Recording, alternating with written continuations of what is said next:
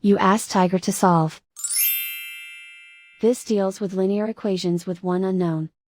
The final result is n equals 96. Let's solve it step by step. Group all constants on the right side of the equation. Add 5 to both sides. Simplify the arithmetic.